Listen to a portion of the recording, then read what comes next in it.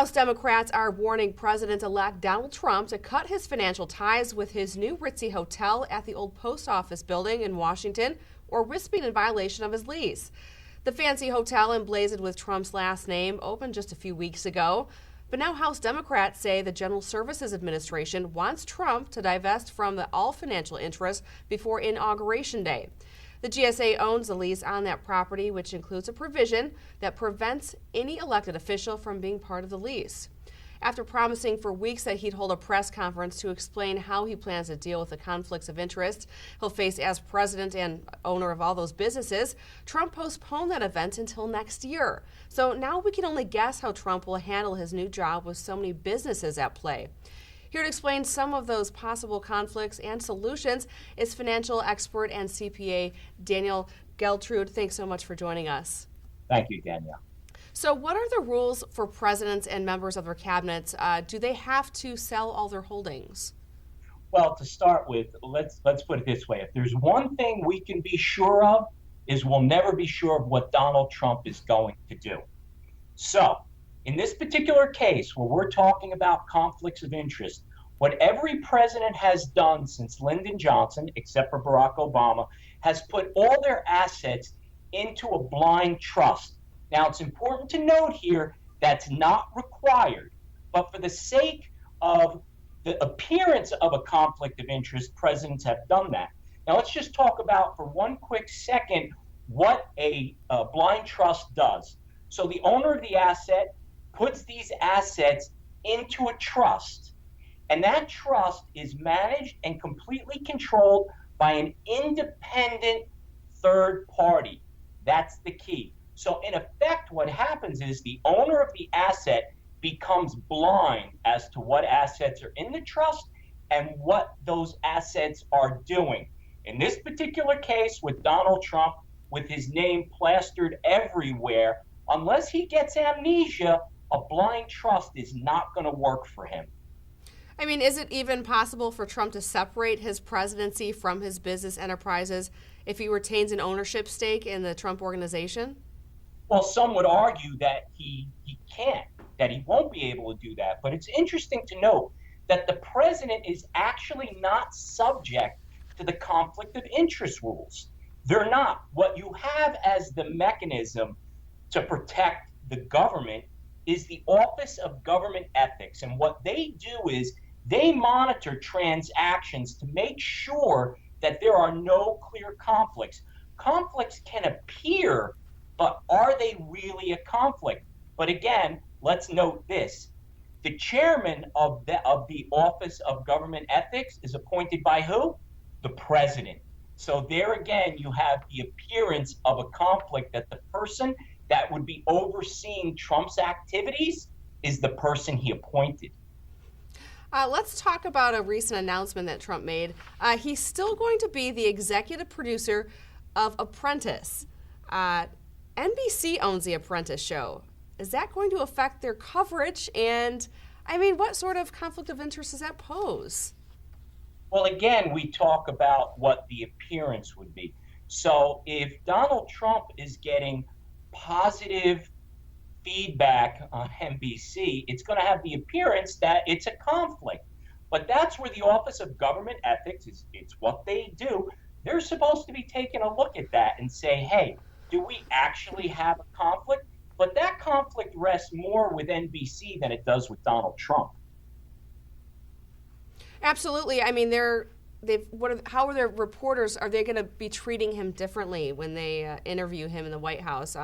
We do know that last year they cut ties with him, saying they didn't agree with his rhetoric. Now he's back on their payroll. So it's taken a very interesting turn now that he's the president-elect.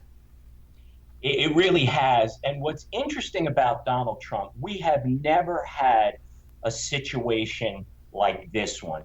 You have a hard-driving businessman who's been at this for close to 50 years, and he has business interests all over the world. So what we're going to see going forward, every time a foreign policy decision is made and Trump owns properties, a golf course, a hotel in that country, the opponents of Donald Trump are always going to bring up the fact, hey, this is self-serving. Those decisions were made to help the Trump dynasty, not in the United States' best interest. We're in uncharted waters here. Absolutely. And Trump owns several big buildings and properties around the world, like you said. And the law doesn't require him to divest himself of those properties the way it does for, say, a Secretary of State. Some of those properties he has, they're in Turkey. They showed up in a recent Newsweek article written by Kurt Eichenwald. Newsweek says that the president-elect's Turkish associates were actually arrested. Trump's has some associates there in Turkey that work at his hotel, and apparently the Turkish president arrested some of those associates as a means of forcing extradition of the U.S. imam here. So that's also taking a very interesting turn. What do you think about that? Again, this goes back to the appearance of a conflict, and Donald Trump's opponents are going to have a field day with this for the next 4 years at least, over everything that happens that's related to a Trump business or where Donald Trump is doing business is always going to roll back to this. He has made it very clear that he is not going to put his assets into a blind trust. It's hard to say what Donald Trump will do, but he appears to be going down the road of having his children take over his empire.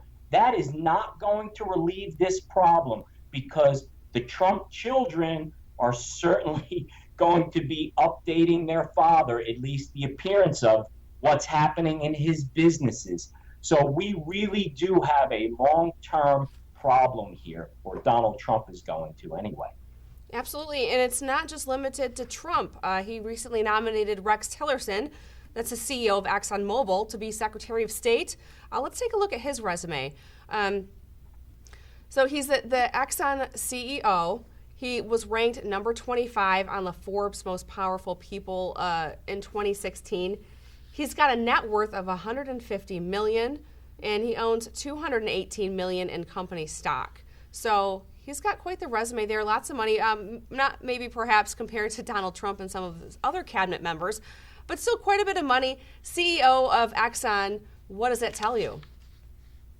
Well, what it tells me is that he is going to be subject to the conflict of interest rules that the president is not. So we do have a built-in mechanism there that is going to be monitoring his actions and what he does. He is the chairman of the largest publicly owned company in the world, but more importantly, he is running a massive energy company. And remember how much Donald Trump has talked about oil during the campaign. Point one.